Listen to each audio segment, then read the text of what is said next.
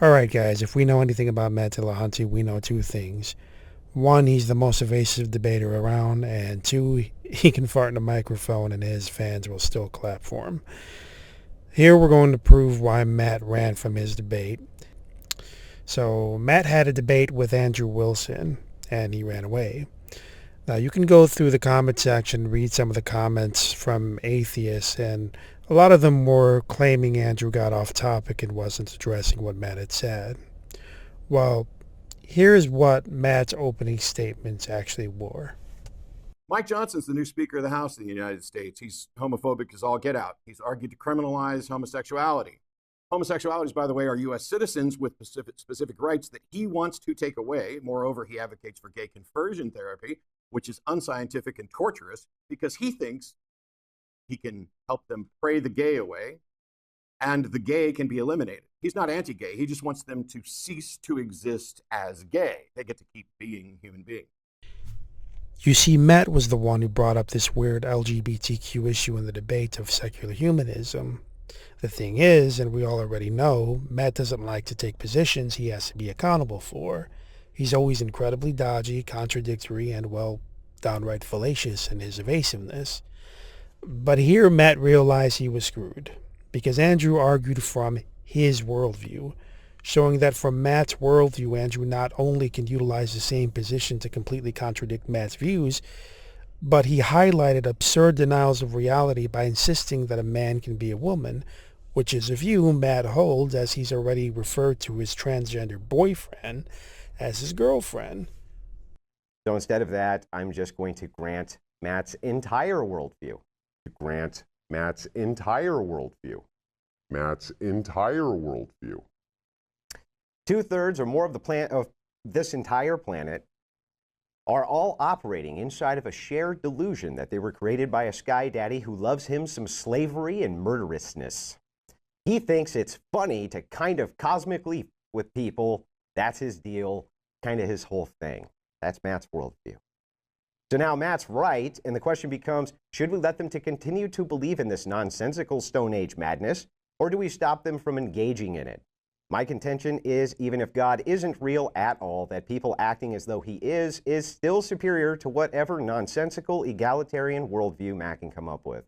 See, Matt also just acts as though the things he believes are true.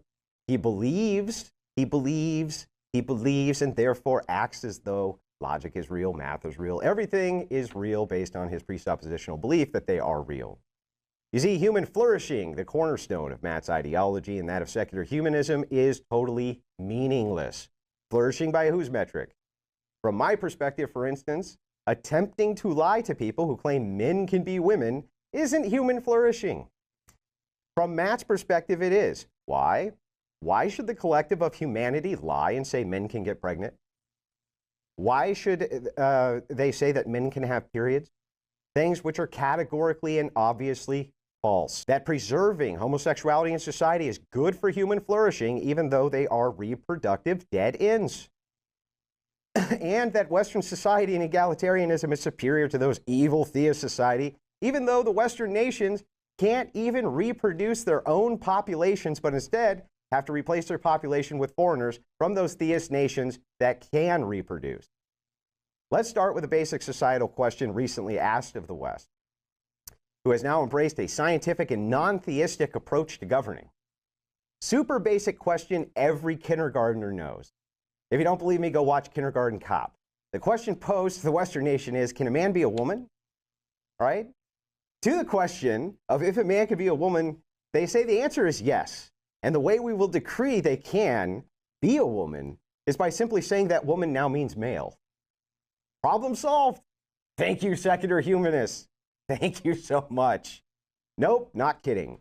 Why, you ask, would people be this over-the-top stupid? Well, it's simple. The good is the good, man. We have to do what's good for human society and human flourishing. And if you don't call these deranged lunatics something they obviously aren't, they might self-terminate. So in order to avoid that, we need to make everybody on planet Earth lie to them. This is human flourishing. Just redefine shit, pretend it's true. How laughably absurd this worldview is. Matt will often say, I remain unconvinced. Well, Matt, I'm also going to use your standard. I need for you to 100% convince me beyond a shadow of a doubt that males can have babies. What happens next is Matt realizes that his secular humanism is on trial. He wasn't expecting that he was going to have to give accountability for his position. He thought he would be able to just point the finger at the religious person and make accusations. So because things didn't work out the way Matt wanted it to work out, he outright lies and accuses Andrew of saying things that has nothing to do with secular humanism, even though that's exactly what Andrew did from the very beginning. So in typical Dillahunty Dodge fashion, Matt finds a way around uncomfortable truths and rage quits the debate. When he presented his position here, has nothing to do with secular humanism. From the get-go, it's all about me.